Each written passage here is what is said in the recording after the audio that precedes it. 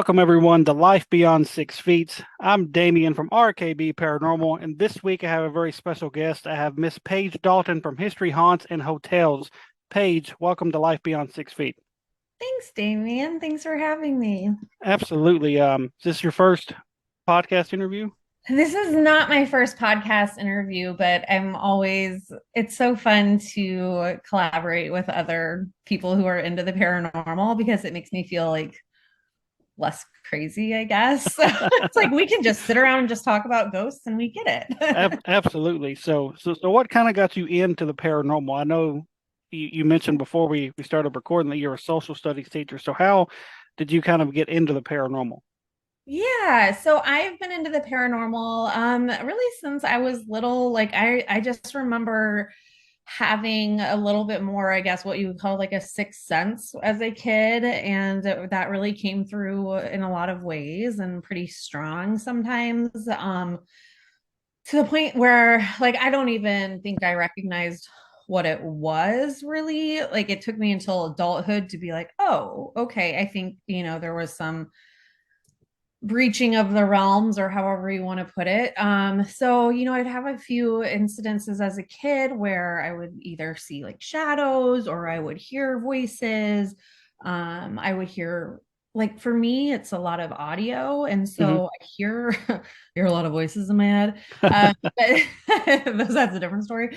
I've experienced that since I was little, and I think as a kid, like for me, I believe that we all have, this intuition on like a spectrum. Hmm. And I think that I was really in tune when I was a kid, as I think a lot of children are when they're, developing still. Um, and so, just having some experiences, like I thought I saw my grandma after she died. I thought I saw my uncle. I would see shadows. Um, and then there was really like one incident, I would say. I was living in Texas and I was probably in middle school, probably like eighth grade. And I was living in Texas. And in Texas, it's just suburban sprawl. And so we lived in a brand new neighborhood, not an old neighborhood by any means, a completely new development, new house. So you wouldn't think anything like paranormal is really going to happen there, but I was looking out my window and facing my house was what was called a model home, which was what they would show, people Hmm. who were prospective buyers. And there's nobody in the model home. It's nighttime. But there's some lights on in the model house, and like I'm seeing it clear as day.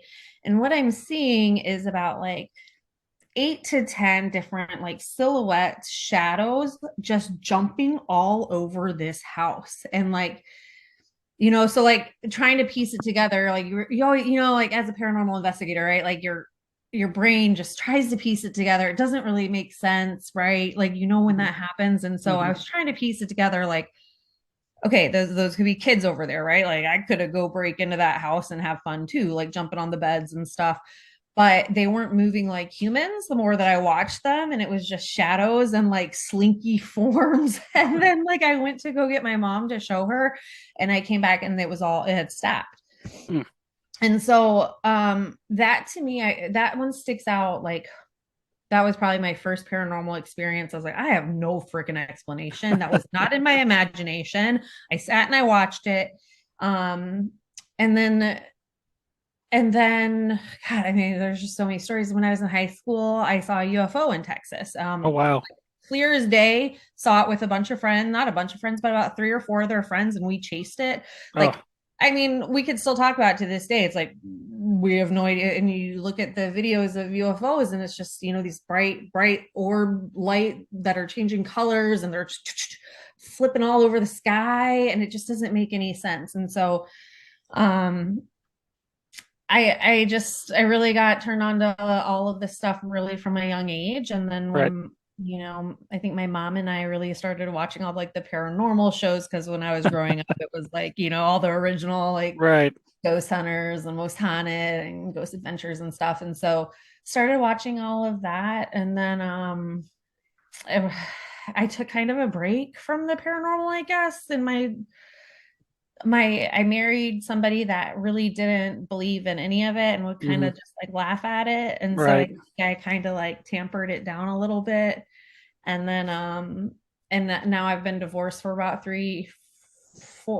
almost 4 years, and like I feel like it's just coming back, right? Like Right. it's, oh, this is I feel like and a lot of other things have happened too. Like my dad has passed, and so he like visits me, and so I'm Right. just looking to kind of get back into all of it. Right. And that's where I got kind of lucky with my wife. That was one of our common interests. And Nice. so now, she's actually a part of the team. And so every investigation, most of the investigations we go on, she's right there with me. So it's something we get to share together, and it's really fun. That's Now, so nice. now you mentioned your mom and stuff. So you didn't come from one of those homes where like ghosts don't exist, you can't talk about it, it's not existent. So Right. which No, which is which is really uncommon in a way, because a lot of people I've talked to, that was always kind of taboo in their house, because they were like, we were religious, that stuff didn't exist, I couldn't talk about it. And so you got kind of, I guess, lucky on that aspect. That's kind of how I was. Like, we would talk about it, but like at the same time not talk about it. Like, we couldn't not talk about it. But gotcha. so yeah, that's and it's really, interesting that your mom would watch those shows and stuff with you. Now, has she ever been anywhere with you? Um, we're no, actually, I don't think so. I need to take her to a few places. But I don't think that she has. But my mom, I feel like my mom has a little bit of a like a sixth sense, and like Hmm. she's always believed in this stuff. I don't know about my dad so much, maybe.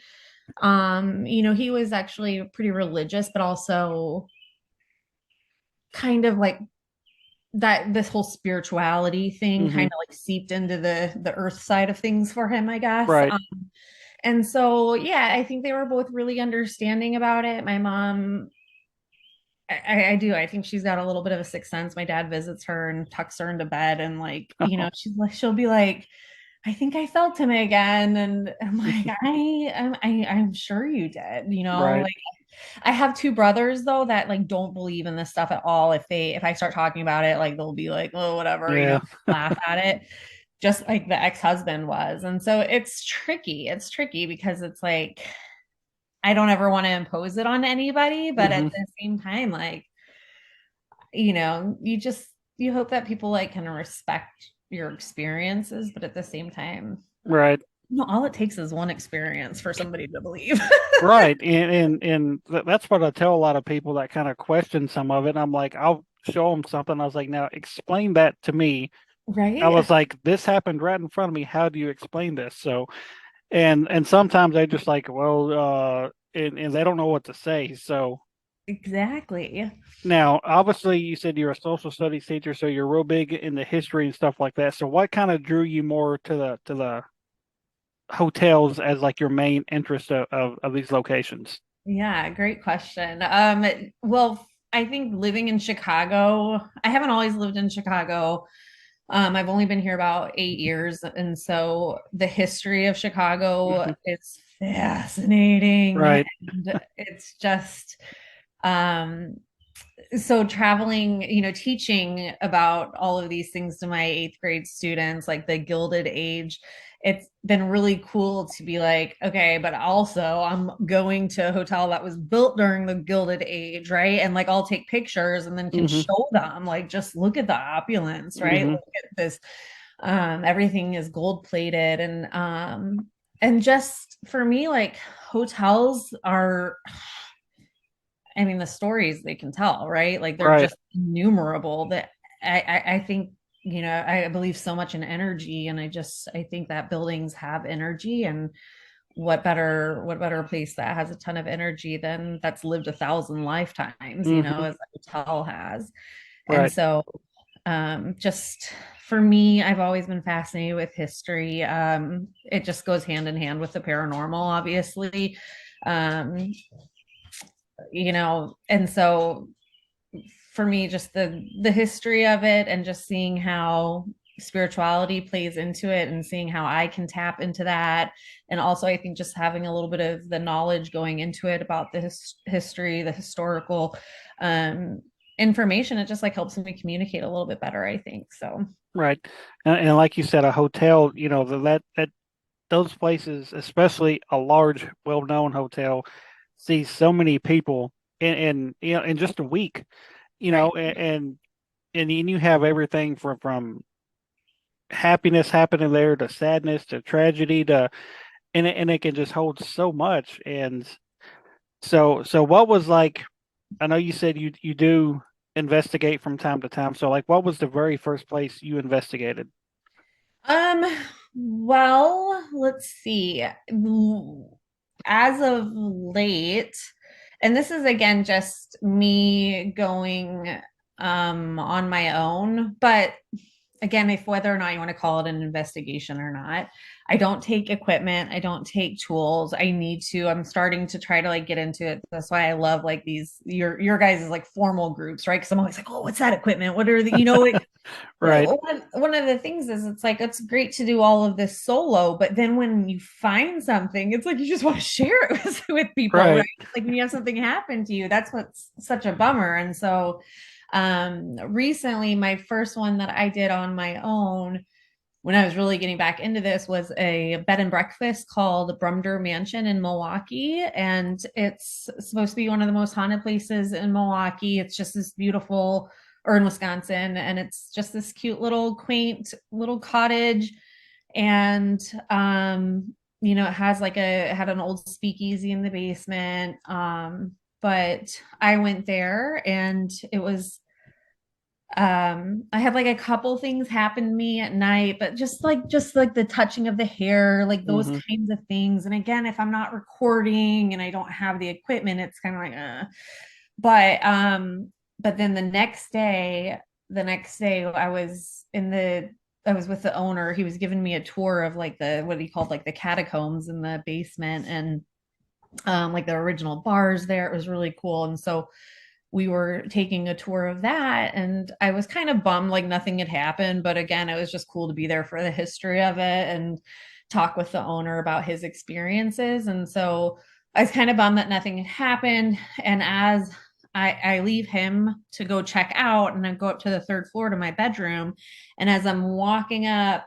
to the third floor, like I see a shadow pass right in front of me, like about half size pass in front of me, go through the wall. And like as my brain's trying to process it, I turn around the corner, as like I'm thinking like what the fuck was that, sorry, what was that? And then all of a sudden I hear some like a man's voice just say hey, and like nobody's there.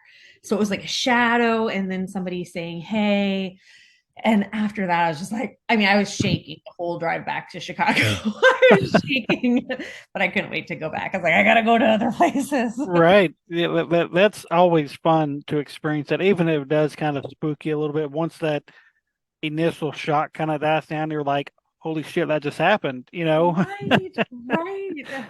And So so, since then, it's just yeah, in some hotels I go to and nothing, and then others are just full of energy or experiences, and so um, I really just like to research the history, like where did I've been to hotels that are built on hotels that have burned down, or like hmm.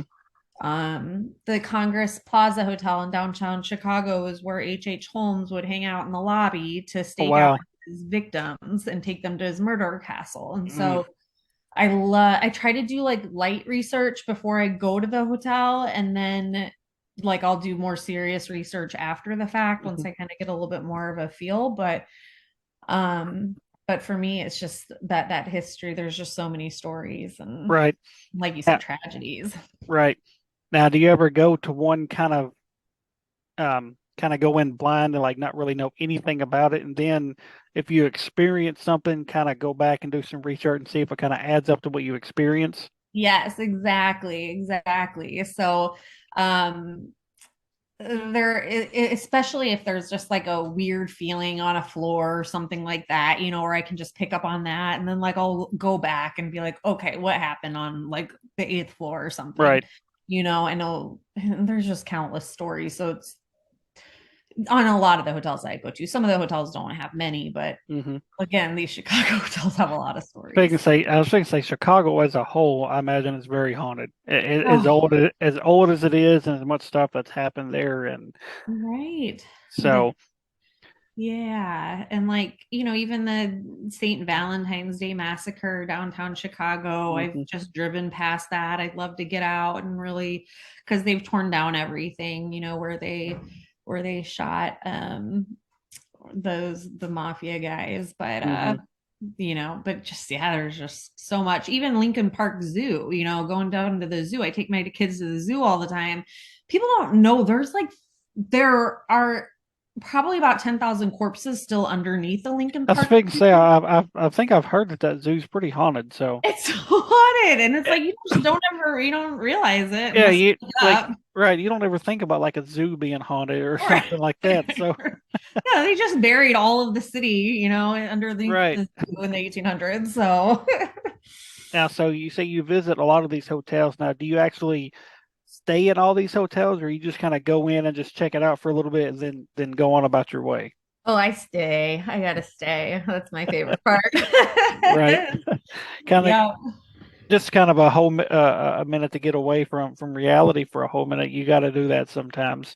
Well, and it's like, I love traveling and it's just kind Right. of that cheap, easy way to travel. You know what I mean? Like go Right. experience, like, oh, I'm staying at the Drake in Chicago, but it's like one night. You know what I mean? And Right. like going out for tea, but it's just there, it's a fun experience for me. And yeah, like I like to stay overnight. When I go, I always ask like I from the get-go, I whoever if it's online or I call them and I say I want like the most paranormal, like wherever you get the most paranormal reports, and a lot of people Right. are like, what are you talking about? And then other people are like, I know the perfect room for you. So, Right. so try to get the spookiest rooms. I hear that. So you say you don't really have much equipment and stuff like that, or any equipment at all, and you don't really have to have much equipment. You have all you really need is a couple of good recorders and a couple of good cameras that's got night vision. That's really all you need, unless you're one of those that's really fascinated by the beeps and the bright lights and stuff lighting up and stuff. You don't really need much equipment, especially if you're more or less just focused in one room. Right. Now, like if you happen to go somewhere and you're like, hey, I want to rent out this entire floor, then it'd probably be nice to have some different gadgets and stuff. But that's something that people's asked me before. Well, what do you need to actually do this? And I'm like, you don't really need a lot, Yeah. and especially like doing a lot of this on your own, get you a Mhm. couple of good cameras and a couple of good recorders, and you, Yeah. you have a way to document your experiences.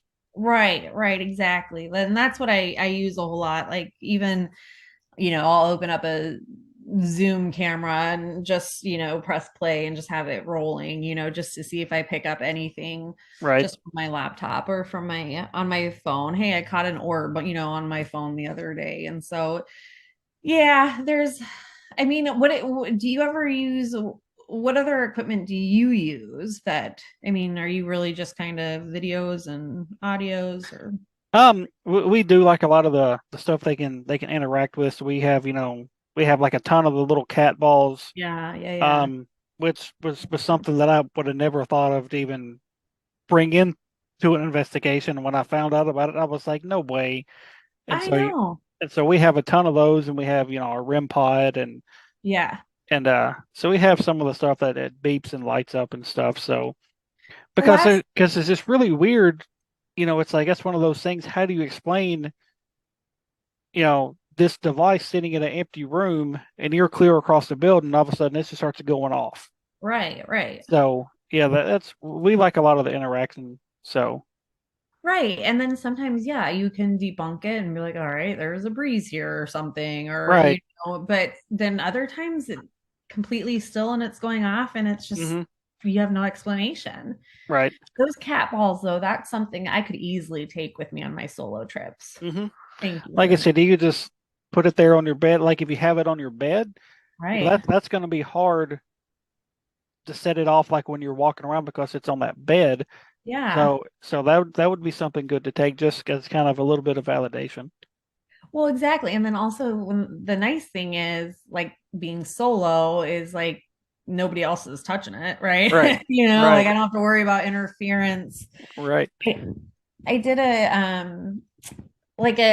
I guess a proper investigation maybe, although I just showed up by myself, like, hi guys, like it Right. was other like groups, and I was like, and but it was at Rhodes Hotel in Indiana, and we Mm, stayed overnight and used cat balls and like the REM pods and everything, and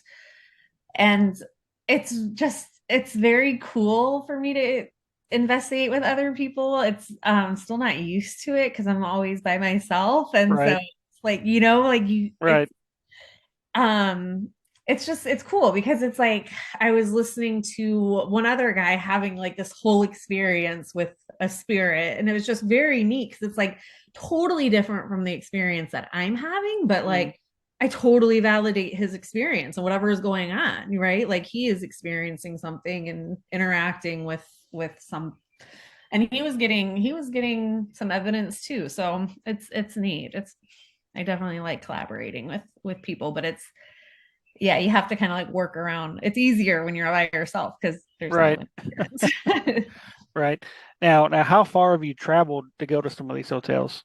Not far enough. Not far enough. That's on my. I've got a bunch on my list. To like St. Mary's and California and Stanley Hotel and all the penitentiaries. Like I would love to do all of those. Hmm. But I haven't yet. And so far, I'm really just been staying close to the Midwest. So I've been in Chicago, Milwaukee, Indiana, and Wisconsin. And like, honestly, I'm not running out of places yet. So Right. that's good. I got back from Florida. It was a little bit harder for me to find a place down in Florida. Um, and the one hotel that was near me that was supposed to be really haunted was also like not very safe, I don't think. And so sometimes Oh, I have to consider that when I'm on my own, right. is like, okay, I usually will take a buddy if I'm going to like a cemetery late at night or something. Right. Well, Um, well, so I can tell you one good place if you're willing to do some traveling, and it's only yeah, Tennessee's only about because that's where I'm at. Is Tennessee is nice. only about 7 8 hours from Chicago, so it's not that far. Yeah, it's doable. There's a place down here in Red Boiling Springs, Tennessee. You may have heard of it. It's called uh shit. I just went blank on the name, and I talk about it like all the time. The Thomas Of course. the Thomas House Hotel. Thomas House Hotel. It it's actually I think been ranked one of the most haunted places in the country. Okay. Um, I've been there once. It was one of those public investigations. So there was like a ton of people there, and we didn't really get to experience anything because when there's so many people, it's hard to really do anything or really experience anything. But I've talked to several people that go there a lot, and they're like, yeah, it's one of the most active places I've been to. Um, one of my real good friends, that's one of his favorite. Actually, it's his favorite location to investigate. And like I Is it said, you like a small hotel or a bigger hotel? um, it's it's not like a huge hotel like you would see in like Chicago or anything. Sure. It's the family that owns it. They actually live in one half of the hotel, and Very like the other half is what the guests get to rent. So I think in all, like what the guests get to rent, I think there's probably about 12 or 14 rooms. Oh, okay, nice. Um, It's a perfect size. and it's got quite a bit of history to it. Like if I'm not mistaken, I think the original one had like burnt down and they rebuilt, and there's another hotel right down the road from it. They say it's pretty haunted. I don't think they allow anything like that, but Okay. like if you just went in to stay and didn't really tell them you were doing that, and you just kind of be like, hey, I'm doing this in my room, Right. um, but I know a few of the different ghost shows that I've filmed there before. I know I think Portals to Hell did an episode there. Okay. Um, I want to say Ghost Hunters may have did an episode there, but I can't remember. Cool. but I know Portals to Hell did an episode there. Okay. So it's kind of Right up my alley. well known, especially down here in Tennessee. So Sure. um, and you say you went down to Florida and didn't have much luck with locations. Tennessee is chock full of haunted locations. That's awesome. Yeah. Yeah. So you wouldn't run out of locations here or anything. We got everything from prisons to Yeah. hospitals to hotels to Yeah. You guys so do have a lot. we do. What's up with that? You didn't think like, I mean, I know there's a lot of history, but it's you guys have like the abandoned stuff, Uh-huh. right? That you don't Right. find so much in Chicago. Right. And then another place I can recommend that I've been to. It's more of a bed and breakfast, but it's in Paducah, Kentucky, so it'd be a little bit closer to you. It's called the Hotel Metropolitan. Okay. Um, this place, um, we've done roughly 25 investigations since we became a team, and this ranks in our top five most active locations we've been to. Oh, really? Um, Which, this um, this place was built in 1908. It was built by a black lady. Mhm. Um, it was built specifically for African Americans because it was built during segregation and all that kind of stuff. So Okay. she built it specifically for black people to have a place to stay when they was traveling and stuff. And Mhm. so a lot of well-known musicians and athletes and stuff stayed there throughout the years. B.B. King, Ray Charles, uh, Tina Turner stayed there, I think. So a lot of well-known musicians throughout the years that stayed there. And me and my wife went up the night before our investigation. We just decided to go up a night just to have a night to ourselves and end up having the entire building to ourselves. Wasn't expecting that at all. Oh, The owners like, here's the keys, here's the alarm code. I'll see you in the morning. Okay. oh, lucky. And so I slept like a baby. My wife, she's kind of sensitive to some things. She's like, I didn't sleep very well. She goes, there was numerous times I woke up and it felt like somebody was standing in the doorway, just kind of looking at us. And Mhm. it got to the point where she made me get out of bed and kind of pull the door shut. She's like, so I can sleep. She goes, it feels like there's somebody just watching us. And so when we actually did our investigation the next night, it was just me and her and another teammate. And one of our devices we like to use is the SLS camera. Yeah. And so, we're 45 minutes into our investigation. It's just kind of dead, like nothing is happening. Right. And I'm like, man, I was like, we got to do something to kind of see if we can't get some stuff stirred up. So I was like, let's play some music. So played some music of the people that had stayed there. And as soon as we turn on one of these songs, my wife has the SLS pointed in the dining room. Two figures pop up, like immediately. A tall one and a short one. Like it was a man and a child standing there. And I kid you not, it looked like they were dancing to the music. Oh. And turn the music off. Right when the music turns off, they both disappear.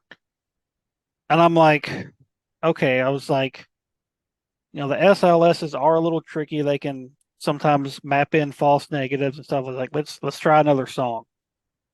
Turn on a different song. Both pop back up, the tall one and the short one. Dancing the entire dancing the entire time, and as soon as the music's off, both disappear. And you're watching it on the camera? Watching it on the SLS as it's happening, and I'm like, holy shit! I was like, there was you know an adult and a child standing right there dancing to this music. Popping up when the music comes on. So And that started our night, and after after that, it was just like left and right things were happening. wow. Um, there was a door in the kitchen that opened twice on its own. Um, it happened twice to our other team. Had he seen it happen both times, freaked him out because that was his first investigation. He um, caught one of our clearest EVPs to date upstairs. Ooh. That was pretty wild. So it was. What'd they say? So we'd set up in the hallway. I'm doing. Have you ever heard of the Estes method? No. Mm-mm. Well, you have your spirit box. Mhm. You have your headphones on. You have a blindfold on. You just kind of opening your senses up. Can't hear, can't see. So I'm sitting in the hallway, just spitting out everything that I hear come through the spirit box. You can hear in the clip, you can hear our one teammate ask, "Are you Pop?" He was actually referring to his grandfather. Um, he was just like, because he had said, sometimes, I feel like he's here with me. He just goes, "Are you Pop?" And then you hear my wife whisper, "Who's Pop?" And then actually we captured it on our video camera, like right at the camera, you hear somebody say, "That's not my name." And what was wild about that, um, right probably a minute and a half before that happened, I felt something touch me on my arm like two different times. Like the Wow. first time, I felt like they just kind of rubbed my arm, and then Mhm. just a few seconds later, I felt like they were just kind of poking me in the arm. And then just a minute later, that voice comes through, Oh my. and so it was. And what was crazy is we found out that next morning, because the owner had told us, because actually that door opened on me and my wife and the owner the first night, Okay. and she was like, "Oh, that happens quite a bit. I can't figure it out." And we tried to debunk it after she left. Tried to Yeah. jump up and down, pound on the wall, and wouldn't do nothing. And she had told us the following morning that some years back, a man had actually murdered his brother in that kitchen where that door kept opening. Oh my gosh. And so then we're like, okay, well, maybe, what if he's opening the door? What if that was him that whispered at the cat? So we just had so many questions, and it was That's what's cool is finding out the information after, you're like, what could right, this possibly be? And then, oh, well, something horribly tragic happened right. here. And like I said, she's open to it. You just contact the lady, say, hey, I'd like to, Okay. um, and he just and we paid for 2 nights, and we got to choose whatever room we slept in. Um, so it was really fun. Okay, I'll add that one to my list because I have a list, a document of all my local places, and then I have Right, a list of all 50 states and like all right, that. So, but Tennessee is a little bit more local, so I'm right. it just sounds like there's so much. We'll have to maybe collaborate if I ever come in. Oh, absolutely. Like I said, we're open to collaborating. We actually did our first investigation this past weekend with it wasn't her full team. It was just one investigator, but it's the first time we actually worked with somebody. And so we're actually looking into to working with her again here in about a month. So Awesome. it was really fun working with her. And now, like I said, you mentioned you're a teacher and stuff. Now, do you ever kind of talk about this stuff with your students, or you just kind of keep it kind of on the down low because you don't want to like freak them out or anything? Yeah, they know that I'm into it. I think they just think I'm like wacky Miss Dalton. But they a lot of like some of the students are like, okay, whatever. But some of them are, interested in it. And I know that, hey, at that age, like middle school, I was 100% into it and Right, interested. So, right, you know, I think it's more than anything, I'm just trying to like I don't know, normalize it, but be like, hey, there's all of this history in our country, all of these stories. Where does all this energy go? You know what I mean? And that's not my job. My job is to teach, the history and the different right, perspectives and critical thinking and all everything. But for me, it's just like, I mean, this town, these cities, Tennessee, all of these places, they're just brimming with energy and right. stories. So I think I don't know, maybe I've normalized it a little bit, or they just think I'm a total whack job. So either way. Now, what you talked about a few minutes ago about seeing that shadow run right across you after you went upstairs. Now has that been like probably what spooked you the most, or there's been something else at these hotels that's probably spooked you more than that? That one for sure spooked me. You know, one of the really start and maybe you can shed some insight on this, but like one of the more startling experiences that I've had recently was using a spirit box. Hmm. um I never used one, and literally the first time I used it, I was at the Hilton Garden Inn in Milwaukee, which is a very haunted hotel. I was in one of the two most haunted rooms. That was a cool, like that was a crazy experience. Like I can't really say, okay, let me focus. Okay, so the spirit box. I was I was I'd never used it. And the minute I turned it on, like probably within 10, 15 seconds, I hear my dad's voice clear as day. Oh wow. Yeah. And so, and like, um, and he just said, all I heard was like, what Paige? And like it was in his voice. And I was just like I wasn't, I mean, I hadn't even like set up yet. I was just like, oh, let me just, I just pressed Right. it and I wasn't even prepared. And so that was interesting because then, so I, that really shook me because I'd never used a spirit box, and let alone I was not expecting to hear my dad's voice. Right. And then I had somebody, like I posted about it, and I had somebody say like a lot of times, they thought that spirits could impersonate Hmm. other spirits. So I don't know. It was just, that to me was just, I give those spirit boxes a lot of credit now. Right. Because at first I was like, I don't know if this is gonna work, and then I turned it on and I was like, whoa, there's no Right. denying that. I So mean, I mean, it could be that, but at the same time, it could be that he's always with you, or he was with you at that point in time, and he was, just more or less letting you know that he's there. It's just one of those things that unless you just really dived deep into it, you may never really know.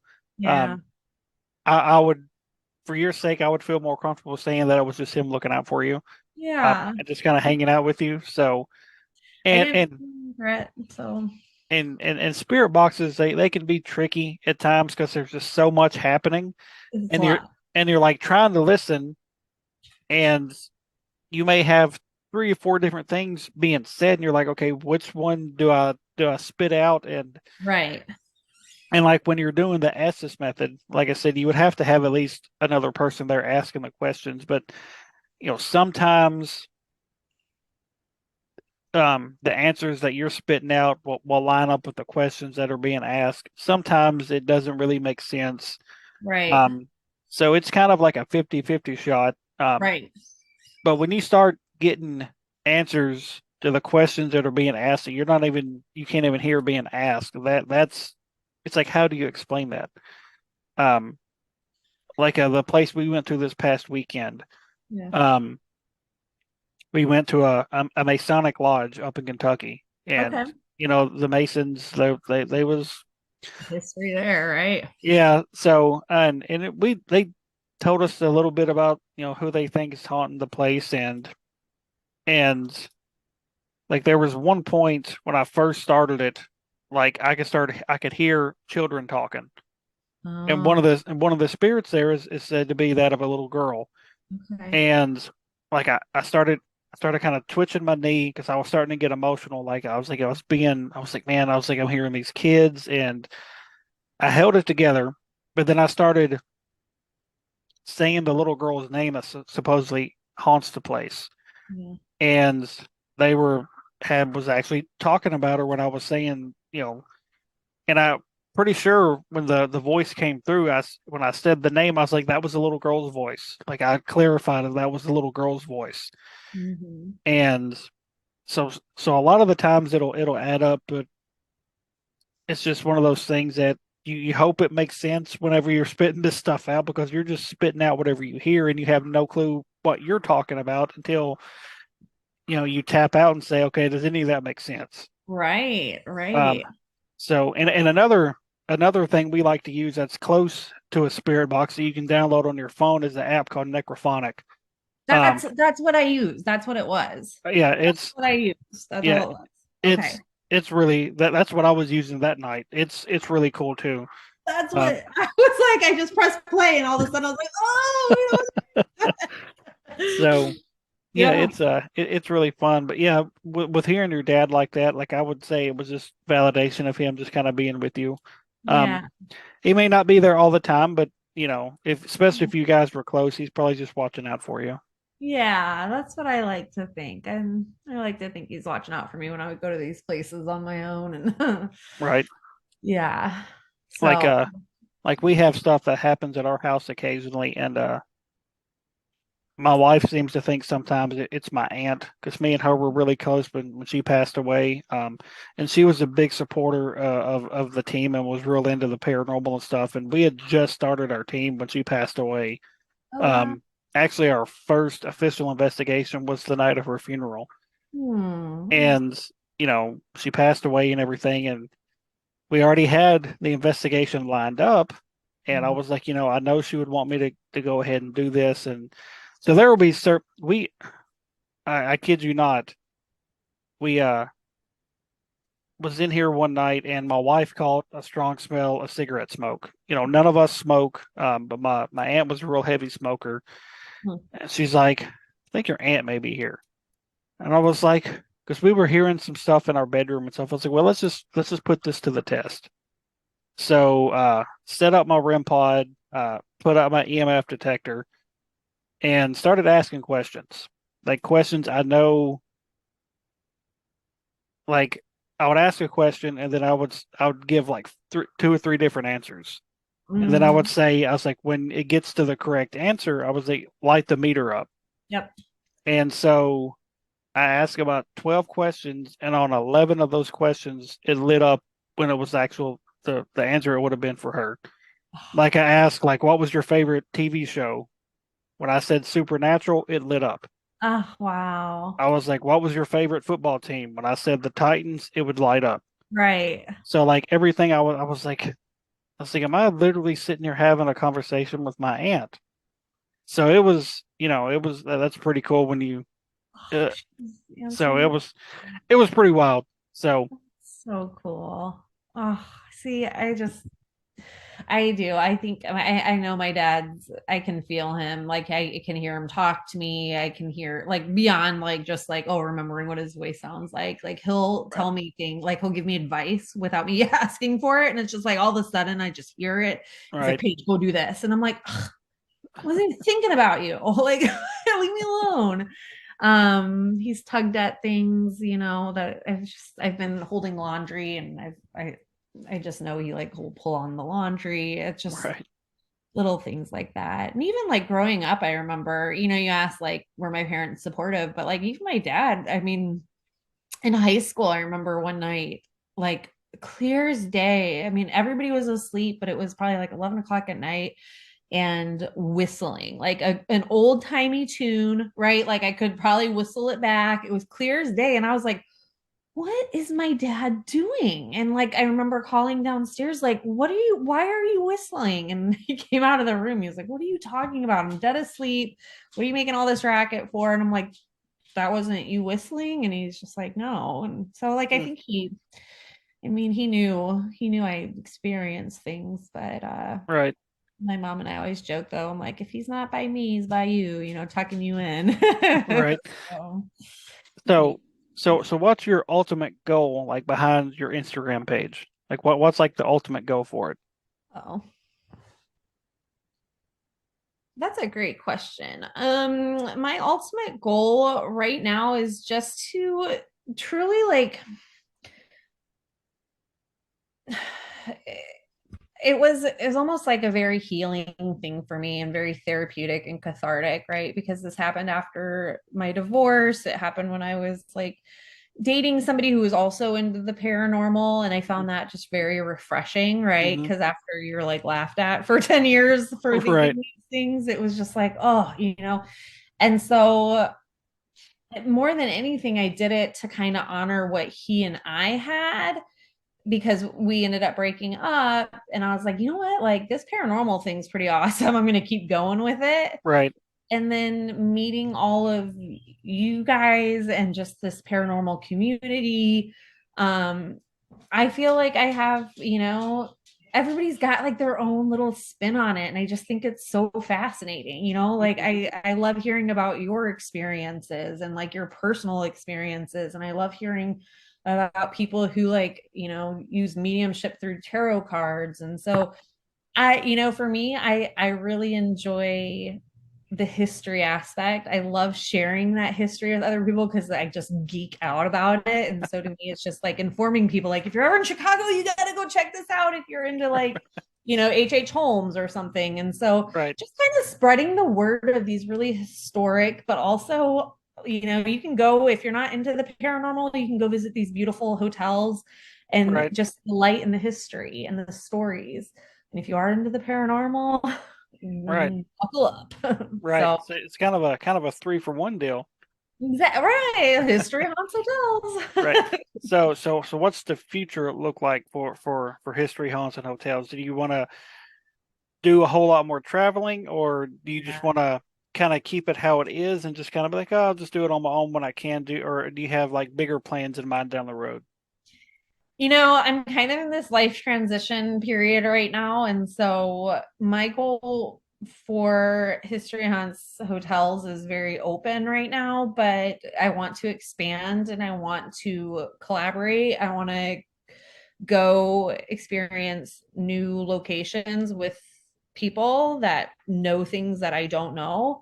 And and yeah, just I want to eventually get out of the Midwest and Hmm.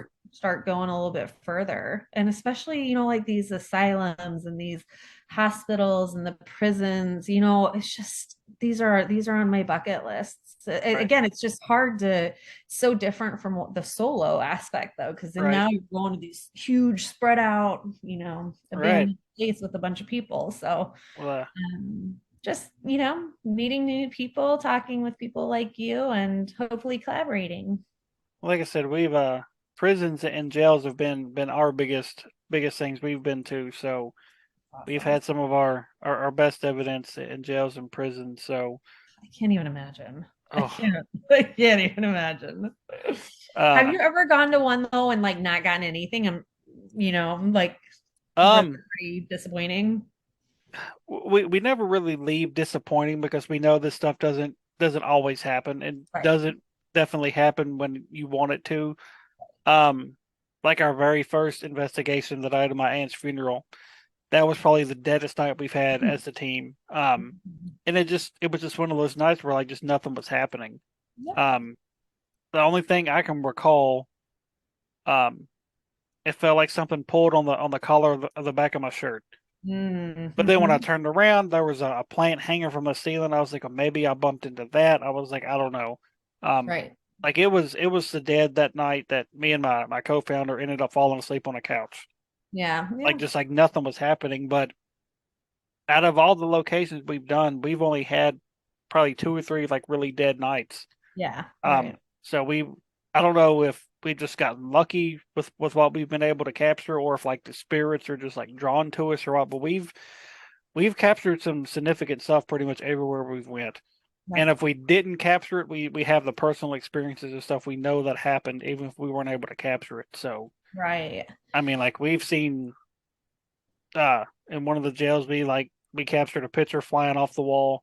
Um we went into a location. It was an old post office. 3 of us got scratched on the neck. No Um way. Oh, I've always wanted that to happen.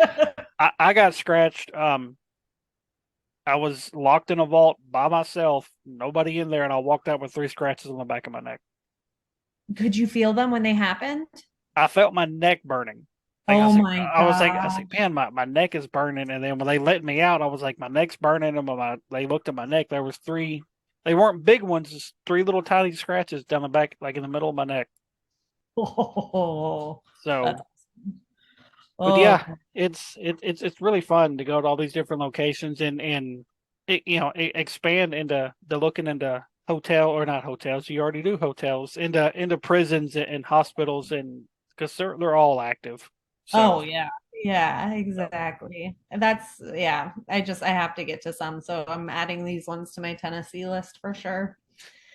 so It's so funny. I haven't gone to location in probably like a month just because of, that's why I was like, I wanted to go to somewhere in Florida. So I've been doing a lot of cemeteries, which I love, mhm, but you get the itch, like I'm like, yes, oh, I need to, I need to get back out.